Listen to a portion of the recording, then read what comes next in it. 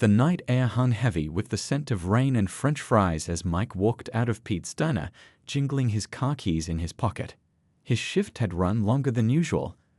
A big group of customers had come in just before closing time. But he didn't mind. Every extra hour meant more savings in his pocket. At 17, he was proud of what he accomplished, maintaining straight A's while working nearly full-time to buy his dream car. That car, a 1998 Honda Civic, sat waiting for him under the flickering street lamp at the far end of the parking lot.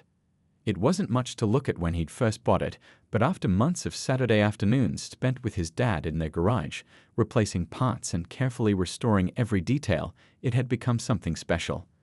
The fresh coat of midnight blue paint gleamed even in the dim light, and the chrome wheels he'd saved up for 3 extra months to buy caught every reflection like mirrors. Mike smiled as he walked toward it, remembering how his friends had laughed when he first brought the beat-up Honda home. You could have gotten something newer, they'd said, but they didn't understand. This car represented every early morning shift, every weekend of work, every penny saved instead of spent on new shoes or video games. It wasn't just transportation, it was his first real achievement. The sound of motorcycles in the distance barely registered at first. The diner was near a popular riding route, and the rumble of engines was as common as crickets on a summer night. But something about these engines was different. They weren't passing by. They were getting closer, circling like sharks. 3 bikes emerged from the darkness, their riders dressed in dark clothing without any club patches or identifying marks. They cut through the parking lot in a practiced formation, boxing Mike in before he could reach his car. His heart hammered against his ribs as they tightened their circle, the lead bike pulling up so close he could feel the heat from its engine. "Nice ride," the leader said, his voice muffled behind a plain black helmet. "Pop the keys over here, kid." Mike's throat went dry. His fingers closed around the keys in his pocket, feeling the little Honda emblem he'd added to the cake hand the day he bought the car. The other 2 riders had killed their engines, but the leader kept his bike idling. A constant growl that seemed to dare Mike to try running. "Look," Mike managed to say, his voice steadier than he felt, "I don't want any trouble. This car, it's all I have." A harsh laugh came from one of the other riders. "That's why we're asking nice. Keys. Now." Time seemed to slow down. Mike thought about all those hours working the grill, the burning oil splatters on his arms, the ache in his feet after double shifts. He thought about his dad teaching him how to change the timing belt, both of them covered in grease, but grinning with pride when they finally got it right. The leader revved his engine impatiently. "Last chance, kid. Keys or consequences." Mike's hand shook as he pulled the keys from his pocket. The Honda emblem caught the streetlight, flashing like a goodbye signal. As he held them out, he noticed something strange. The leader's hand was trembling too. These weren't hardened criminals. They were probably just desperate people making terrible choices. Just as the leader reached for the keys, a distant rumble of thunder rolled across the sky. Or at least, that's what Mike thought it was at first. But the sound didn't fade away. It grew louder, deeper, coming from all directions at once. The 3 thieves heard it too, their heads turning sharply as they tried to locate the source. Mike didn't know it yet, but his father's 20 years of working with the local motorcycle community was about to turn this story in a direction none of them expected. Those approaching engines belonged to people who lived by a different code, one that had no tolerance for stealing from kids who worked hard for what they had. But in that moment, standing in the flickering light of a diner parking lot, Mike could only hold his breath and watch as his ordinary Tuesday night transformed into something that would change not only his life, but the lives of the 3 desperate souls who thought they'd found an easy target. What those 3 motorcycle riders couldn't have known was that they'd just stumbled into something much bigger than a simple car theft. That midnight blue Honda Civic wasn't just another used car, it was practically a legend in the local riding community. You see, Mike's father wasn't just another parent in their suburban neighborhood. Tom Wilson had spent the last 2 decades building bridges between different motorcycle clubs across the city. He wasn't a rider himself, but he had become something even more important. A peacemaker, a problem solver, and a friend to just about every legitimate riding club in a 50-mile radius. It all started back when Tom was working as a mechanic at his old garage. A group of riders had broken down nearby, and he'd stayed late to help them get back on the road. That simple act of kindness turned into a connection, and soon his garage became a regular stop for riders passing through. They'd come in for repairs but stay for Tom's easy smile and genuine interest in their stories. Over the years, Tom had helped settle disputes between rival clubs, organized charity rides for local kids, and even started a mentorship program teaching young people about motorcycle maintenance. When his son started saving for a car, every rider who knew Tom kept an eye out for the perfect vehicle. The Honda Civic had actually been found by one of the oldest riding clubs in the area, the Steel Angels. The car needed work, but that was exactly what Tom wanted. A car you build yourself, he always said, carries a piece of your soul. Every Saturday for months, riders would stop by to check on their progress, sharing tips and tricks as father and son brought the old Honda back to life. Some would bring spare parts they'd found, others would stick around to help with the tough jobs. The Midnight Blue paint. That was a gift from the Thunder Riders, mixed special by their club president who worked at an auto body shop. Back in the diner parking lot, Mike's phone buzzed in his pocket. The three thieves were still focused on the growing sound of approaching motorcycles, giving him just enough time to slip it out and see the text from his dad. "Hold on, son. Help's coming." Tom had been closing up his community center when Mike's text about being surrounded came through. His fingers flew across his phone screen, sending out an SOS to every riding club leader in his contacts. Within seconds, his phone lit up with responses. The Steel Angels were just finishing their weekly meeting nearby. The Thunder Riders had 3 members getting coffee at the truck stop down the street. The Road Kings were doing a night ride and already heading in that direction. The 3 would-be thieves didn't know any of this history. They didn't know that the Honda's distinctive midnight blue paint was recognized by every legitimate rider in the area. They didn't know that the chrome wheels had been a group gift from 5 different clubs presented to Mike at a surprise gathering after he finished his last school exam. They didn't know that they just threatened someone who was considered family by the most respected riders in the city. But they were about to find out. The rumble of approaching motorcycles grew louder, coming from every direction now. Headlights began appearing at both ends of the street, not just 1 or 2, but dozens. The lead thief's hand dropped away from Mike's keys as the first group of riders pulled into the parking lot. These weren't random bikers. These were the legends of the local riding community. The Steel Angels' chrome gleamed under the streetlights as they took up position at the lot's entrance. The Thunder Riders' distinctive black and silver bikes lined up along the back. More clubs arrived by the second, each taking their place in a carefully coordinated pattern. The 3 thieves drew closer together, their earlier confidence evaporating as they found themselves surrounded by some of the most respected motorcycle clubs in the state. The leader's bike was still idling, but now its growl seemed small compared to the deep rumble of dozens of powerful machines. What happened next would prove that sometimes the most powerful moments don't come from violence or revenge, but from something much more unexpected: recognition. As one particular rider pulled up and removed his helmet, the lead thief's whole body language changed. His shoulders slumped, and for the first time, his voice carried something other than threat. It carried shame. Because among the riders who had come to Mike's aid was someone the thief knew very well, someone who represented a path he could have taken but didn't. And that recognition was about to turn this story in a direction no one could have predicted. The parking lot had become more than just a scene of attempted theft. It had become a crossroads where past and present, right and wrong, desperation and redemption were about to collide in a way that would change everyone involved. The moment Mike's phone buzzed with that first desperate text of his dad, it set off a chain reaction that moved faster than anyone could have expected. Tom was still at the community center, wrapping up a late meeting with some of the local riding club leaders when his phone lit up. His son's message was brief but clear. "Dad, 3 guys on bikes. Trying to take the car. Pete's Diner lot." Tom's hands shook as he read those words, but 20 years of handling tense situations kicked in. He looked up at the 4 club presidents still sitting around the table with him.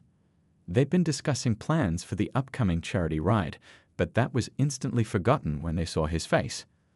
"My boy's in trouble," was all Tom needed to say. These men had watched Mike grow up, had helped rebuild that Honda piece by piece. Within seconds, phones were out, and the message began spreading through the tight-knit motorcycle community like wildfire. The beauty of how quickly word spread wasn't just in the modern convenience of group texts and phone calls.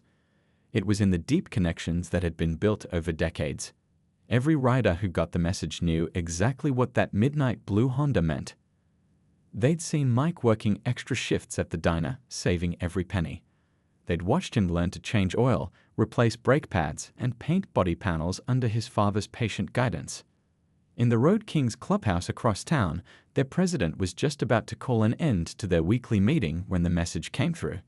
He held up his hand for silence and read it aloud. Without a word, every member present moved toward their bikes. They had a kid to protect. At the truck stop down the highway, 3 members of the Thunder Riders were having their usual late-night coffee when their phones buzzed simultaneously. They left money on the table and were on their bikes before the waitress could even bring their change. As they pulled out, they spotted 2 more riders from different clubs heading the same direction. News was spreading fast. The Steel Angels, who had just finished their own meeting, were already closest to Pete's Diner. Their president made one quick call to Tom. "We're 3 minutes out. Tell Mike to hold tight." As they rode, he thought about the day they'd found that Honda Civic. It had been sitting in an old garage, covered in dust but with good bones. Perfect for a kid's first car, they'd all agreed. Perfect for Tom's boy. Back at the community center, Tom was coordinating the response with the calm of someone who'd spent years mediating between rival clubs.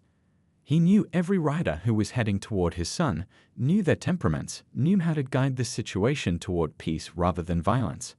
This wasn't about revenge, it was about community standing up for one of its own. Messages flew back and forth between clubs. Thunder Riders coming from the north. Road Kings taking the back roads. Steel Angels almost there. Keep it calm. It's Tom's kid. Each message carried not just information, but a reminder of who they were and what they stood for. These weren't outlaws looking for trouble. They were members of legitimate riding clubs who had built something special in their community. They were business owners, mechanics, teachers, people who had chosen to be part of something bigger than themselves. The 3 would-be thieves had no idea that their attempted crime had mobilized such a response. They couldn't have known that the kid they were threatening had dozens of unofficial uncles and aunts in the riding community. People who had watched him grow up, who had celebrated his achievements, who had contributed in their own ways to that very car they were trying to steal. As riders from different clubs began converging on Pete's Diner from every direction, they moved with the coordination of people who had worked together for years. No one needed to be told where to position their bike or how to approach the situation. They had learned these things through countless charity rides and community events, through working together to make their city a better place. The sound of their approaching engines carried a message that went beyond mere intimidation. It was the sound of community in action, of people coming together to protect one of their own. Each rider who answered the call that night carried with them years of stories about Tom's work in the community, about watching Mike grow up, about the bonds that had been built over countless hours in garages and at community events. What was unfolding wasn't just a response to a crime, it was a demonstration of what happens when people spend years building real connections, when they choose to be there for each other, when they decide that community means more than just living in the same area. The night air filled with the rumble of engines, but underneath that sound was something more powerful, the beating heart of a community coming together. As the first riders began pulling into the diner parking lot, their headlights cutting through the darkness, they brought with them more than just numbers. They'd brought the weight of years of friendship, the strength of unbreakable bonds, and a reminder that sometimes the most powerful force isn't violence or fear. It's the knowledge that you're not alone. The 3 thieves didn't stick around long after the first wave of riders appeared. They gunned their engines and shot out of the diner parking lot, the leader still clutching Mike's car keys. But they quickly discovered that running wasn't really an option, not in a city where every legitimate rider was now looking for a midnight blue Honda Civic's keys. They made it about 3 miles before needing gas. Their rushed escape meant they hadn't checked their fuel levels, and now Believer's bike was running on fumes. They'd pulled into the only open station on the outskirts of town, the fluorescent lights casting harsh shadows under the weathered canopy. The station was empty except for a sleepy-looking clerk inside the convenience store, scrolling through his phone behind the counter. "Make it quick, The leader muttered to his friends as he started filling his tank. His hands were shaking slightly, not from fear, he told himself, but from adrenaline. The night wasn't supposed to go like this. It was supposed to be simple. Grab the car, drive it to their contact 2 towns over, collect the cash. Nobody was supposed to get hurt. Nobody was supposed to care this much about some kid's old Honda. The sound came gradually at first, a low rumble in the distance that could have been thunder. But it grew steadily, becoming unmistakable. Motorcycles, lots of them, coming from multiple directions. The 3 thieves exchanged glances, knowing but not wanting to admit that their luck had run out. Within minutes, the gas station was surrounded. Bikes pulled in from every entrance, forming a loose circle around the 3 thieves. These weren't the kind of riders you'd see in movies. No chains, no weapons, no threatening gestures. These were men and women who had day jobs, who organized charity rides, who mentored troubled teens. But there was something more intimidating about their calm presence than any show of force could have been. The leader of the Steel Angels, a gray-haired man who owned a successful auto repair shop in town, was the first to shut off his engine and dismount. He walked toward the 3 thieves with the steady confidence of someone who had nothing to prove. As he got closer, he removed his helmet, and that's when everything changed. The lead thief took a step back, nearly tripping over the gas pump. "Uncle Ray?" His voice cracked on the words, sounding suddenly much younger. The older man stopped, recognition and disappointment washing over his face. "Little Bobby, I haven't seen you since." He shook his head, letting the sentence trail off. "Your mother's been worried sick. She keeps asking if anyone's heard from you." The other riders watched in silence as years of history played out in front of them. Ray had tried to mentor Bobby years ago, had given him a job at his shop, had seen potential in the angry teenager who needed direction. But Bobby had disappeared one night, leaving behind only a short note and a lot of worried people. Bobby's 2 friends looked uncertainly between him and Ray, their own bravado deflating as they realized their leader was fighting back tears.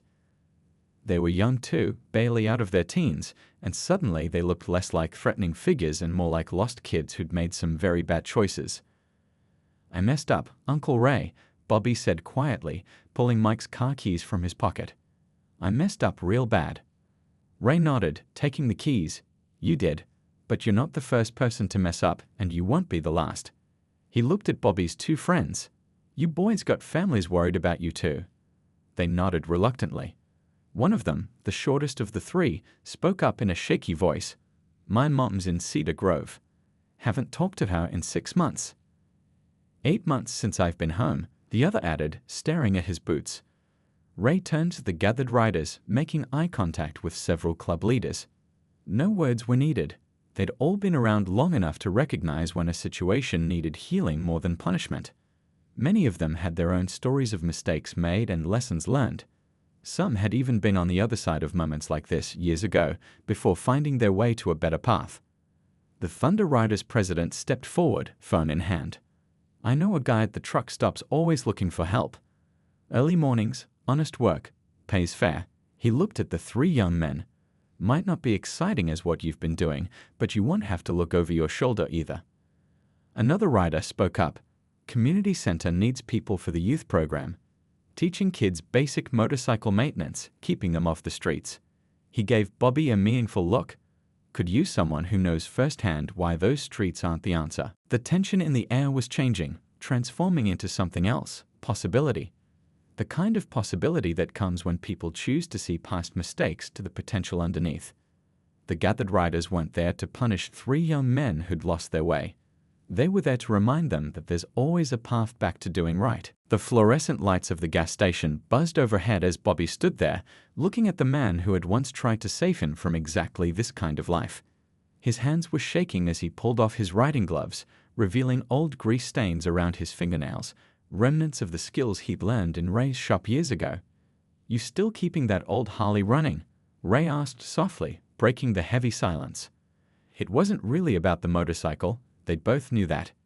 It was about the bike Ray had helped him rebuild when he was 15, teaching him patience and pride in honest work. The bike Bobby had left behind the night he ran away. "Sold it," Bobby admitted, his voice rough with shame. "6 months ago. When I started, He couldn't finish the sentence, but he didn't need to. The pain in Ray's eyes said he understood. Around them, the other riders remained in their loose circle, but something had changed in their posture. The intimidation factor was gone, replaced by something more powerful: empathy. Many of them had their own stories of wrong turns and second chances. They'd been where these young men were standing now. One of Bobby's friends, the taller one who hadn't spoken much, suddenly pulled out his wallet.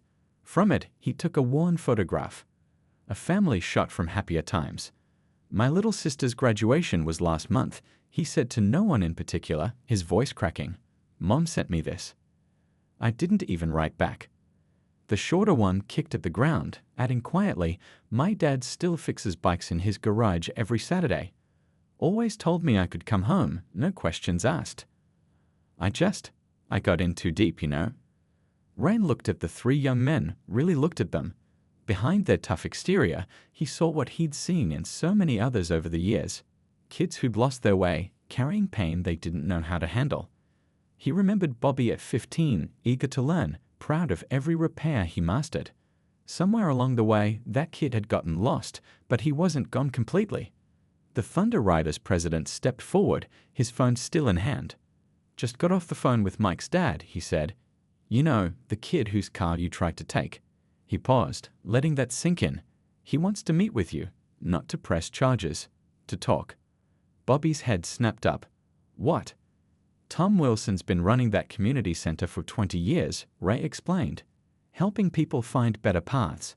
Even after what happened tonight, he sees an opportunity here, not just a crime. The weight of it all, the shame, the recognition, the unexpected offer of help, seemed to hit Bobby all at once. His shoulders slumped, and for the first time since he'd left town 3 years ago, he let his guard down completely. "I don't deserve," he started, but Ray cut him off. "It's not about deserving, kid. It's about choosing.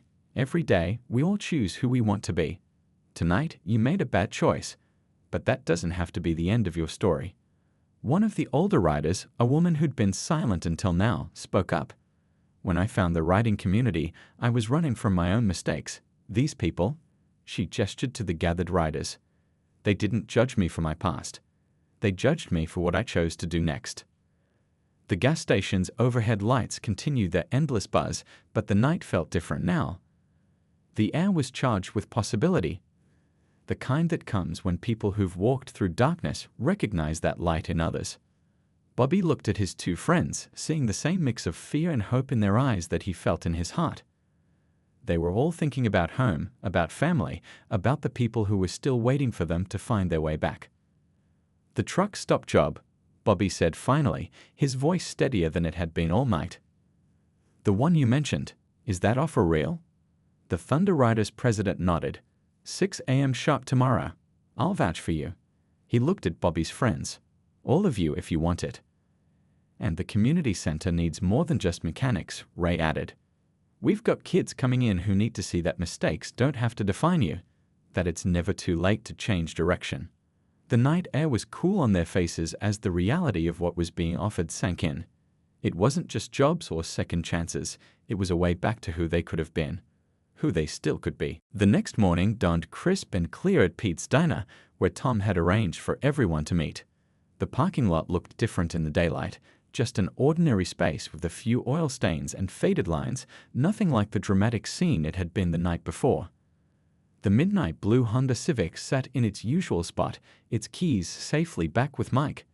Inside, they'd pushed together 3 tables in the corner. Tom sat at one end, Mike beside him, while Ray and the 3 young men took seats across from them. A few club leaders sat nearby, not to intimidate, but to show support. The waitress, who'd heard bits and pieces of last night's story, kept the coffee flowing without being asked. "First thing you should know," Tom began, his voice calm and steady, "is that we're not pressing charges." He held up a hand as Bobby tried to speak. "But that doesn't mean there aren't consequences. Actions create ripples, and those ripples affect real people." Bobby nodded, unable to meet Tom's eyes. His friends, Pete and Chris, sat quietly beside him, their usual tough guy attitudes stripped away by exhaustion and the weight of their choices. "The community center needs help," Tom continued. "We've got programs running 6 days a week. Kids learning basic auto repair, motorcycle maintenance, life skills. But more importantly, they need to see that people can change. That one bad choice doesn't have to lead to another. He pulled out 3 folders and laid them on the table. These are work schedules. 20 hours a week at the center, working with our youth programs, plus whatever hours you put in at your regular jobs. He looked at the Thunder Riders president. I hear the truck stops expecting you at 6 tomorrow morning. The 3 young men nodded. They'd barely slept, but none of them had considered not showing up for this meeting.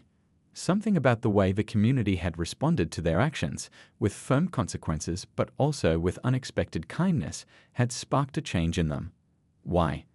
Bobby asked suddenly, his voice rough. Why help us after what we tried to do? Tom leaned back in his chair, considering the question. Because 20 years ago, I was just a mechanic who decided to help some stranded riders. That choice led to friendships, which led to community programs, which led to changing lives. Every time we choose kindness over revenge, we create new possibilities. Mike, who had been quiet until now, spoke up. That car you tried to take? It's not just transportation. It's hundreds of hours of people teaching me, helping me, believing in me. Every part has a story of someone in this community giving their time or knowledge. The waitress brought plates of breakfast. Nobody had ordered, but she knew what the regular riders liked. As she set them down, she gave Bobby and his friends a small smile. On the house today, she said quietly. Tomorrow you can pay your own way. Ray reached into his jacket and pulled out an old photograph. It showed a teenage Bobby, covered in grease but grinning proudly next to a restored motorcycle. Found this in the shop last night, he said, sliding it across the table. Remember that day? You'd spent 6 weekends straight learning how to rebuild that engine. Never seen anyone so happy about getting their hands dirty. Bobby picked up the photo with trembling fingers. Pete and Chris leaned in to look, seeing their friend as he used to be. Young, proud, full of potential. The same potential that was being offered back to them now. The truck stop job isn't glamorous, the Thunder Riders president said, but it's honest work. You'll be tired at the end of the day, but you'll be tired for the right reasons. And the community center work? That's about giving back. About being the person you needed when you were younger. Tom pulled out a set of keys, not car keys this time, but building keys. Community center opens at 7 every morning. We've got a group of kids coming in on Saturday to learn basic motorcycle maintenance. Could use some young teachers who understand both the mechanics and the importance of making good choices. The morning sun streamed through the diner's windows, catching the chrome on the bikes parked outside. Inside, over cooling coffee and half-eaten breakfast, a different kind of transaction was taking place, not the exchange of stolen goods for quick cash, but the harder, more valuable exchange of wrong choices for second chances. Bobby looked at the work schedule, the community center keys, the old photograph. He thought about the kid he used to be, the men he and his friends had almost become, and the path that was being offered now. It wouldn't be easy. They'd have to prove themselves every day, rebuild trust piece by piece, just like he'd once rebuilt that old motorcycle. We'll be there, he said finally, speaking for all 3 of them. Every day. On time. Whatever it takes. Tom nodded, seeing the sincerity in their eyes. That's how change happens, he said. One day at a time, one choice at a time, one person deciding to be better than they were yesterday. 6 months later, the community center's garage was alive with the sound of voices and tools. It was Saturday morning, and a group of teenagers clustered around a workbench where Bobby was demonstrating how to properly adjust a motorcycle's chain tension. His hands moved with the confidence of someone who'd rediscovered his passion, explaining each step with patience he didn't know he had. See, it's all about finding the right balance, he said, pointing to the chain's slight give. Too tight and you're putting stress on everything. Too loose and you lose control. Kind of like life when you think about it. The kids nodded, some taking notes, others moving closer to get a better view. Among them was Mike, who now spent his Saturday mornings helping with the classes before his afternoon shift at the diner. The midnight blue Honda Civic still sat in the parking lot, but now it was joined by other vehicles, projects that the community center's expanded programs had taken on. In the office, Tom sat with Pete and Chris, going over plans for the upcoming charity ride. The 2 young men had surprised everyone, including themselves, with their organizational skills.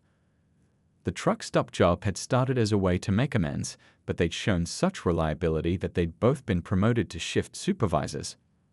"We're expecting twice as many riders as last year," Chris said, pointing to the registration numbers.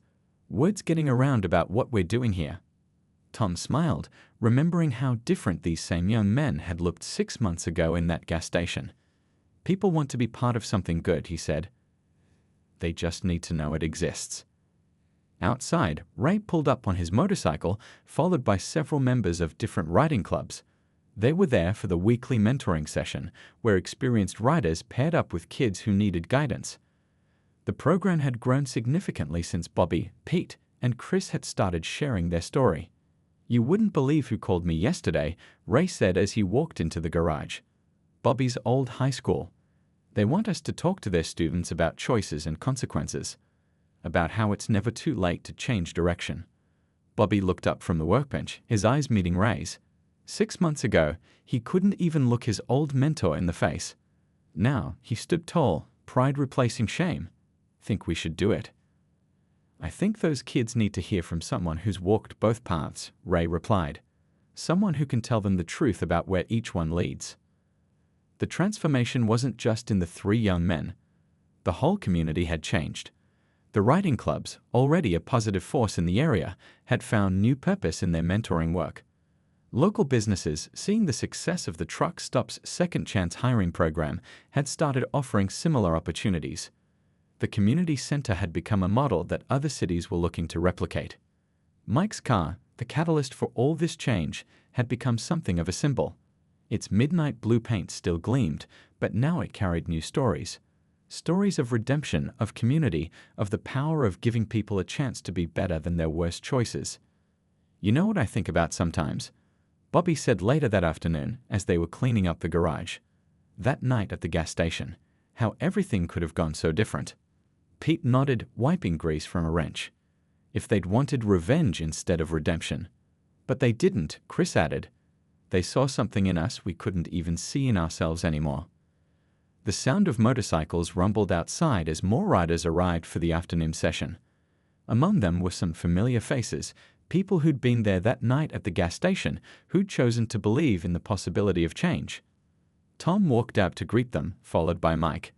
The evening sun caught the chrome of the bikes, the blue of the Honda, the faces of people who'd learned that community is built not just in the easy moments, but in the hard ones. In the moments when we choose to see the best in each other, even when it's not the easiest choice. "Ready for tomorrow's presentation at the high school?" Tom asked Bobby. Bobby looked around at the garage, at the kids learning and growing, at his friends who'd walked the hard path of redemption with him, at the community that had chosen to give them a second chance. "Yeah," he said with a smile. "I think I've got something worth sharing." The day was winding down, but the impact of what had started that night 6 months ago continued to ripple outward. In choosing redemption over revenge, they'd created something powerful, a living example of how communities can heal, how people can change, and how sometimes the worst moments can lead to the best transformations. As the sun set, the midnight blue Honda Civic sat in the parking lot, no longer just a car, but a reminder that every ending can be a new beginning. That sometimes the things we think we're going to lose become the very things that help us find our way back home.